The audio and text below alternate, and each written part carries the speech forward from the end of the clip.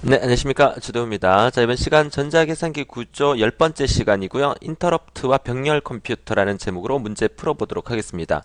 자, 우선 지난 시간에 우리가 입출력에 관련된 문제를 이제 한 단원의 문제를 더 풀어봐야 되죠. 자, 그 부분을 먼저 풀어보고 이번 시간에 인터럽트와 병렬 컴퓨터까지 진행해 드리도록 하겠습니다. 자, 여러분 교재 6.2 단원이고요. 입출력 제어 방식에 대한 부분의 문제를 15문제 정도가 있죠. 여러분 교재 펴주시고 여러분이 미리 문제를 다 풀어보셨을 거라고 믿고 같이 진행해 보도록 하겠습니다. 1번 문제는 역시 입출력 제어 방식에 대한 설명으로 거리가 먼 것은 그랬는데 입출력 제어 방식에서는 프로세서에 의한 입출력 제어 방식으로서 크게 동기 방식과 비동기 방식으로 구분한다는 거 반드시 기억하셔야 되고 맞는 말이고요. 그 중에서 인터럽트 제어 방식은 프로세서에 의한 제어 방식으로서 비동기 제어 방식에 속하고요. 세 번째 프로그램 제어 방식은 전용 장치 제어 방식으로 동기 방식과 플래그 검사, 동기 방식과 비동기 방식으로 구분할 수 있다 그랬죠. 가번이 맞는 말이니까 틀린 것은 다번이 되겠네요. 전용 장치에 의한 제어 방식으로서 DMA 방식과 채널 방식이 있다라는 말도 맞는 말입니다. 그래서 전용 장치 구변 방식은 DMA와 채널 방식이 있고, 그리고 기본적인 이제 입출력 방식으로서 크게 동기 방식과 비동기 방식으로 구분한다는 거, 문제를 통해서 개념 정리를 잘 해두셨으면 좋겠습니다.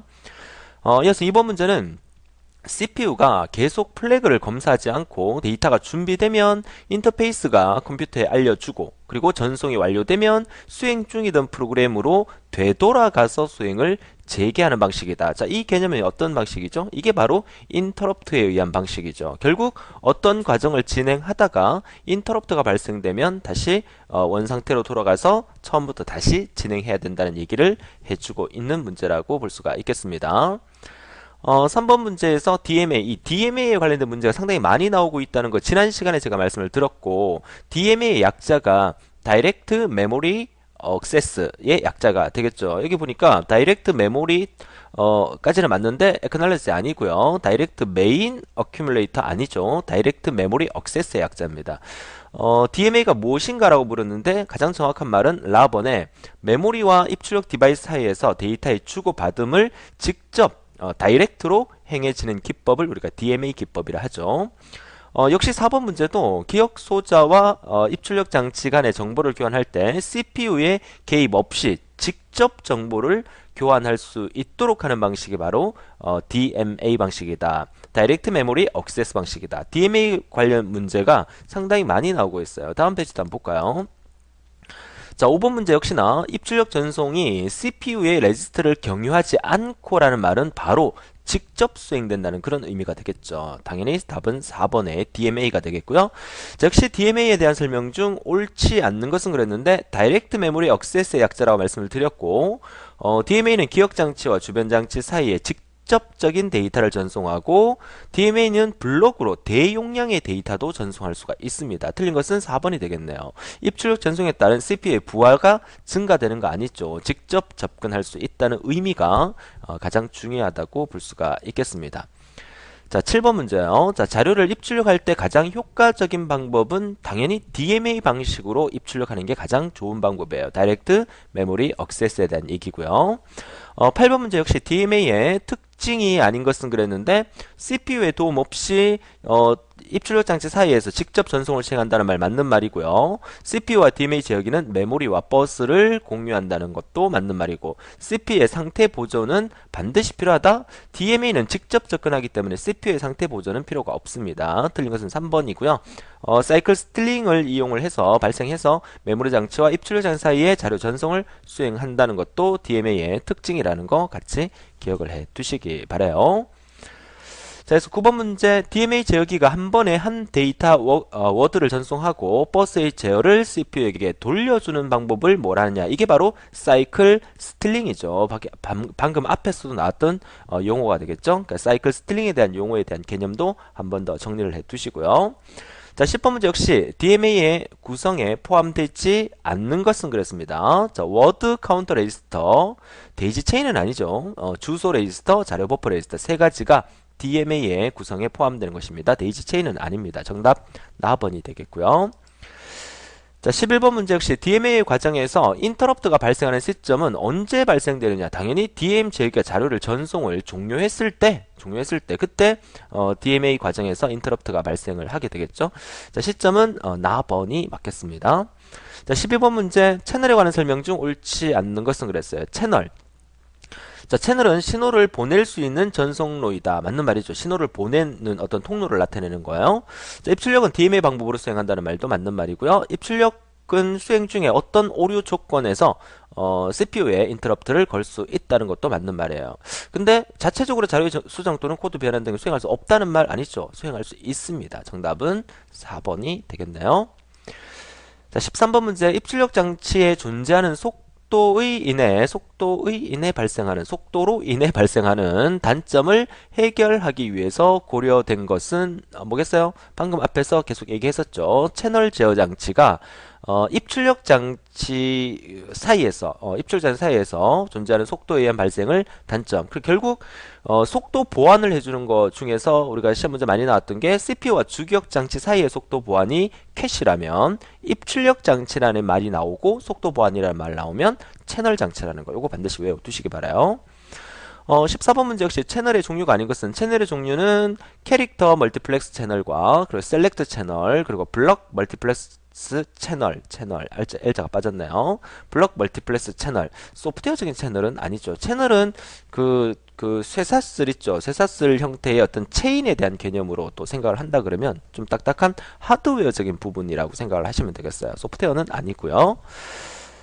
자, 그 다음에 이어서 15번 문제. 자, 입출력 스루풋이라고 우리 스루풋이라는 용어 우리가 본 강의에서 설명을 드렸던 것 같은데요. 스루풋의 비율이 증가하는 순서로 옳게 나열된 것은 폴링, 인터럽트, DMA 요 순서라는 거 이거 교재에 한번 나왔었습니다. 그죠? 여러분들이 앞에 보면 이제 스루풋에 대한 비율이 증가하는 순서가 여러분 문제 바로 앞 페이지 맨 마지막에 보면 폴링 다음에 인터럽트 그 다음에 DMA로 이어진다는 사실 기억하시면서 앞 페이지 넘겨보니까 사실 DMA에 관련된 문제가 상당히 시험에 많이 나왔었어요. 그죠? 그러니까 DMA에 대한 어떤 정의와 특징은 이번 문제를 통해서 반드시 정리해 두셔야 된다고 말씀을 드리고 싶네요.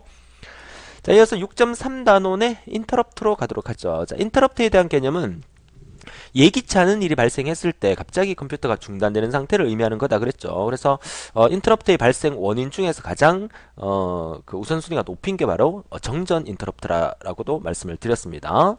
자, 인터럽트의 발생 원인이 아닌 것은 정전이 대표적인 거고 기억 공간 내 허용되지 않는 곳의 접근 시도, 오퍼레이터의 조작으로 의해서도 인터럽트가 발생할 수 있죠.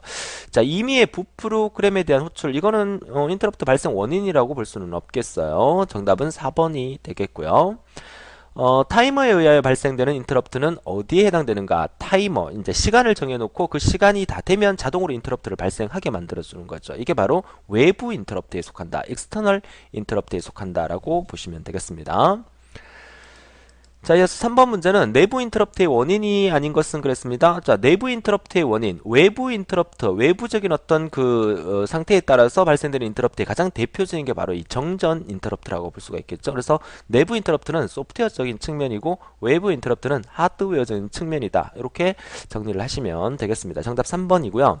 자, 인터럽트의 작동 순서가 올바른 것은 그랬는데 리턴에 의한 복귀, 벡터에 의한 처리, 그리고 CPU에게 인터럽트를 요청, 인터럽트 인지 신호 발생, 현재 작업 중인 주소를 메모리에 저장.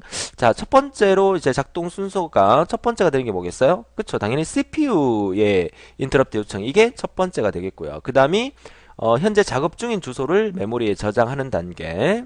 요게 두 번째가 되겠고, 그 다음에 인터럽트가 생기는지 인지 신호를 발생하는 거. 요게 세 번째가 되겠고, 그 다음에 이제 벡터 인터럽트가 나와야 되고, 마지막에 리턴에 의한 복귀가 만들어지면 되겠죠. 자, 순서가 3, 그죠? 맨 처음에 1번, 2번, 3번, 요게 4번이죠. 그죠? 제가 4번이라고 그래놓고 2라고 적습니다. 4번이라고 하고. 그래서 정답은 맨 처음에 이제 3번이 제일 먼저고, 3번, 그 다음이 5번이고, 그 다음이 4번이고, 그쵸? 3번, 5번, 4번. 가번이 답이네요. 그죠? 가번이. 그래서, 순서를, 인터럽트의 작동의 올바른 순서를 묻는 게, 여러분 교재에도 아마 나와 있을 거예요. 그죠? 자, 교재를 보시면서 인터럽트 올바른 작동 순서 이 4번 문제를 통해서 이 순서를 한번 기억해 주세요. 가끔씩 이렇게 순서 묻는 문제가 나오면 사실 좀 짜증나긴 하지만 그래도 어떡합니까? 순서 묻는 문제 나오면 우리가 순서대로 맞춰야 되니까 4번 문제를 통해서 이 순서를 한번 더 정리를 해 두셨으면 좋겠습니다. 자, 5번 문제 역시나 순서를 역시나 물어주는데 인터럽트 체제의 동작을 나열했다. 수행 순서가 올바른 것은 그랬습니다. 맨 첫 번째가 인터럽터 요청 신호를 발생을 시키는 게 이게 첫 번째죠. 2번이 첫 번째가 되겠고, 자, 그 다음에 그쵸, 현재 수행 중인 명령을 완료하고 상태를 기억시킨다. 이게 두 번째가 되겠죠. 두 번째가 1번이 되겠네요. 그 다음에 세 번째 이루어져야 될 게 뭡니까? 그쵸? 누가 어떤 장치에서 인터럽트가 요청되는가 찾는 거. 이게 세 번째가 되겠죠. 그죠? 세 번째가 5번이 되겠고, 그 다음에 이제 인터럽트 취급 루틴을 수행을 하고, 얘가 네 번째가 되겠고, 그 다음에 마지막으로 이제 보존한 프로그램의 상태를 복귀시켜주는 과정으로 진행되면 되겠죠. 정답은 4번이 되겠어요. 4번 문제, 5번 문제를 통해서 순서 묻는 문제를 한 번 더 정리를 해주셨으면 좋겠네요. 자, 6번 문제는 어떤 프로그램이 수행 중인 인터럽트의 요인이 발생했을 때 CPU가 확인해야 될 사항은 몇 가지가 있죠. 그 확인할 사항이 프로그램 카운터, PC에 대한 내용을 확인해야 되고 관련 레지스터의 내용도 확인해야 되고 상태가 어떤지 상태의 조건 내용도 확인해야 되죠. 스택의 내용은 필요가 없습니다. 정답 4번이고요. 자, 하드웨어 신호에 의하여 특정 번지의 서브루틴을 수행하는 것은 특정 번지에다가 서브루틴을 수행한다는 거. 이거 뭐라고 배웠습니까? 그렇죠. 벡터 인터럽트라고 배웠죠. 정답 나번이 되겠습니다. 자, 이어서 다음 페이지 가서 6.3 단원의 8번 문제. 인터럽트 발생 시 복귀 주소를 기억시키는데 사용되는 게 뭐냐? 복귀 주소를 기억시킨다. 이거 당연히 뭡니까? 스택이죠, 스택. 복귀 주소라는 말 나오면 스택이라는 거 또 기억해 주시면 좋겠고요. 자, 9번 문제는 인터럽트 중에서 최우선권이 주어져야 하는 것은 뭡니까? 정전이라고 그랬죠, 정전. 그러니까 전원이 뭔가 잘못됐었다. 그러니까 정전이 뭡니까? 다번에 파워 페일 인터럽트. 정답 3번이 되겠고요. 자, 이어서 10번 문제 보도록 하죠. 자, 10번 문제는 다음 주 인터럽트의 최우선권 또 나오네요. 그죠? 이거 뭡니까? 이번에는 한글로 나왔다. 그죠? 가번에 정전이 되겠습니다. 자, 11번은 우선순위 인터럽트 가운데서 소프트웨어적인 처리 기법이다. 소프트웨어적인 처리 기법은 뭡니까? 그쵸? 대표적인 게 바로 이 폴링 기법이죠. 폴링. 우리가 폴링이라는 방법에 대해서는 우리가 데이터 통신에서도 한번 나오게 됩니다. 그죠? 데이터 통신에서도 폴링 개념인데 여기서 말하는 인터럽트의 폴링 개념하고 약간 다르니까 데이터 통신의 폴링하고 헷갈리지 않도록 해주셔야겠습니다. 우선순위 인터럽트 가운데 소프트웨어 처리 기법의 대표적인 게 바로 폴링이라는 거 기억하시고 아무래도 이 체인이라는 말 이런 말 나오면 하드웨어적인 느낌이 나죠. 잘 구별해 주시면 되겠네요. 12번 문제는 소프트웨어에 의하여 우선순위를 판별하는 방법이 뭐냐? 소프트웨어에 의하여 판별하는 방법. 이것도 방금 앞에서 풀어봤던 거죠. 소프트웨어적인 측면의 대표적인 것은 바로 폴링이라는 거 기억하시면 되겠고요. 13번 역시 인터럽트 처리 과정 중에서 인터럽트 요청한 장치를 하드웨어로 판별하는 거다. 하드웨어 하면 기계적인 부분, 딱딱한 부분이니까 체인 기억하시고 소프트웨어적인 부분이면 폴링 기억하시면 돼요. 정답은 이거는 3번이 되겠죠. 4번이 되겠습니다. 자, 14번 문제 역시나 인터럽트 발생 시 모든 장치들을 인터럽트 우선순위에 따라서 직렬로 연결함으로써 뭔가 직렬로 이렇게 계속 이렇게 연결한다는 의미죠. 이렇게 이루어지는 우선순위 인터럽트 방법이 뭐냐? 이게 바로 데이지 체인입니다. 그러니까 이렇게 체인 방식으로 직렬로 쭉 연결한다는 거죠. 하드웨어적인 측면인 거. 소프트웨어적인 측면은 아까 뭐라 했죠? 폴링이라고 그랬었죠. 자, 15번은 하드웨어 우선순위 인터럽트의 특징을 물었습니다. 하드웨어 우선순위 인터럽트의 특징은 뭡니까? 하드웨어적인 거니까. 그쵸? 아무래도 하드웨어적으로 사용하게 되면 응답 속도가 많이 빨라집니다. 그래서 아무래도 여러분들이 집에 컴퓨터에다가 뭐 가상기억 장치 이렇게 논리적으로 이렇게 쓰는 것보다 실제로 이제 주기억 장치를 하드웨어적으로 하나 더 꽂으면 훨씬 더 빨라지는 거니까. 그래서 하드웨어적이다 그러면 속도가 응답 속도가 빠르다는 게 개념으로 이해하시면 되겠습니다.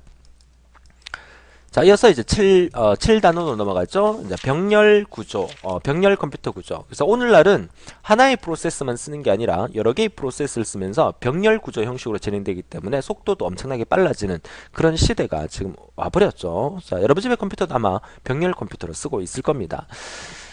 자, 1번 문제는 다수의 프로세서를 연결하여 동시에 수행하게 함으로써 연산 속도를 향상시키고 다수의 프로세서, 여러 개의 프로세서를 관리하는 시스템. 이게 바로 병렬 처리 시스템이라는 개념이고요. 컴퓨터의 구조를 병렬 수행 정도에 따라서 분류한 방식이 뭐냐? 자, 병렬 수행의 정도에 따라서 분류한 방식을 우리가 뭐라 부른다 그랬어요? 팽이라고 부른다고. 그죠? 본 강의에서 한번 나왔었죠. 팽의 분류라 그래서 병렬 컴퓨터를 분류하는 방법은 첫 번째 팽의 분류가 있고 그 다음에 플린의 분류가 있다고 우리 앞 페이지에서 설명이 되고 있고 시험에는 자주 안 나오지만 팽의 분류는 뭐 WSBS 방법, WPBS, WSBP, WPBP 요 네 가지 있다는 거 도표를 통해서 한 번 더 읽어봐 주시고 플린의 분류는 네 가지가 SISD, SIMD, MISD 그리고 MIMD 네 가지가 있었다는 것도 체크해 주시면 좋겠네요. 그래서 수행 정도에 따라서 분류한 방식은 팽 방식이라고 얘기를 합니다. 자, 3번 문제는 플린의 방식에 나왔죠. 그러니까 플린의 분류한 병렬 방식 중에서 말씀드렸죠. 실제 사용되기가 좀 곤란하다, 어렵다라는 부분은 뭐라 그랬어요? MISD 방식은 이론상으로는 존재하지만 실제로는 구현하기가 힘들다고 말씀을 드렸어요. 요거 문제를 통해서도 한 번 더 외워두시기 바라고요. 4번 문제는 플린에 의한 컴퓨터의 구조 방식에서 한 시스템 내에 N개의 프로세서들이 서로 다른 명령어들과 데이터를 처리하는 방식을 뭐라 하느냐. 이게 바로 이제 복수라는 말 나와야 되고 복수 인스트럭션 스트림의 복수 데이터 스트림의 MIMD 방식이 되겠죠. 자, 문제 속에서 설명하고 있는 게 그대로 설명되고 있으니까 답은 쉽게 찾을 수 있겠다라고 볼 수가 있겠습니다. 자, 5번 문제는 병렬 처리기의 종류 여러 가지가 있는데 그 중에 파이프라인이 있었고요. 벡터 방식이 있었고 그리고 멀티 프로세스 있었죠. 마이크로 프로세서는 아니고요. 그 다음에 병렬 처리기 중에서 프로세싱 엘리먼트라 그래서 P라는 다수의 연산기를 가지고 다수의 데이터를 동시에 처리하도록 만들어진 처리기를 우리가 뭐라 한다? 그쵸? 어레이 프로세서라고 나번에 어레이 프로세서라고 합니다. 시험에 자주 나오는 부분은 아니지만 배열 처리기라 그래서 어레이 처리기도 동그라미 1번, 2번, 3번에 대한 설명이 있으니까 한 번 정도 읽어봐 주시고요. 한번 나왔던 문제는 또 나올 수 있기 때문에 이 개념을 완벽하게 이해한다기보다는 문제 풀이기 때문에 이 문제가 똑같이 나왔을 경우는 여러분 무조건 맞춰 주셔야 돼요. 그래서 문제를 통해서 P라는 다수의 연산기를 가지고 다수의 데이터를 동시에 처리하도록 만들어진 처리기는 어레이 배열 처리기라는 거, 요거 문제를 통해서 또 역시 기억을 해주시면 좋겠습니다. 자, 마지막 문제네요. 자, 7번에 자, 다음은 어느 구조에 대한 설명인가? 라고 물었네요. 역시나 PE라고 불리우는 다수의 연산기 나왔으니까 이거 뭐다? 배열 처리기다. 배열을 영어로 하면 어레이다 라고 기억하시면 되겠고요. 자, 레이드 방식 중에서 오류 검출과 해밍 코드, 이거 앞에서도 한번 나왔던 문제죠. 여기 레이드 몇 번이라고 그랬어요? 레이드 2번이라고 말씀을 드렸었죠. 문제를 통해서 암기해 줄 수 있도록 해 주시면 좋겠습니다. 자, 이렇게 해서 우리가 대단원의 전자계산기 구조의 인터럽트 개념과 그리고 병렬 컴퓨터의 구조, 또 앞서 이제 입출력 제어 부분에 대한 문제를 빠르게 같이 풀어봤는데, 자, 문제 풀이할 때는 너무 많은 고민을 하실 필요는 없으세요. 그러니까 우리가 배웠던 개념을 이해하면서 핵심 키워드 위주로 문제를 빨리빨리 접할 수 있도록 하고 기출 문제를 또 많이 풀어보는 것도 하나의 훈련이 될 수 있으니까 많은 문제를 여러분 스스로 한번 풀어보면서 이런 형태의 문제가 나오면 이게 답이구나 하는 형식을 자꾸 맞춰주시면 돼요. 본 강의에 대한 개념을 알고 있다면 충분히 여러분들은 쉽게 문제를 해결할 수 있을 거라고 믿어 의심치 않습니다. 자, 11강이 있었죠. 우리가 지금 전자계산기 구조의 이번 강의가 이번 문제풀이 강의가 전자계산 구조 10강입니다. 그러니까 전자계산 11강이 있었는데 11강은 최근 기출 문제에서 출제됐던 부분을 제가 따로 정리해서 특강 형식으로 만들어서 보내드렸었죠. 그러니까 따로 문제풀이, 체크 문제풀이는 없습니다. 하지만 최근 기출 문제 풀이 강의를 통해서 또 11강의 부분에 해당되는 부분을 같이 정리해 두시면 될 겁니다. 그러니까 11강의 전자계산기 구조 11강의 체크 문제풀이는 없습니다. 이렇게 칸이 비어 있더라도 왜 없지? 하지 마시고요. 특강 형식으로 제가 진행을 해드렸고 다음 문제풀이 체크 문제는 운영체제 1강 체크 문제풀이를 진행해 드리도록 하겠습니다. 즐거운 하루 되시고 파이팅 하시고 힘내시고 다음 시간에 뵙겠습니다. 수고하셨습니다.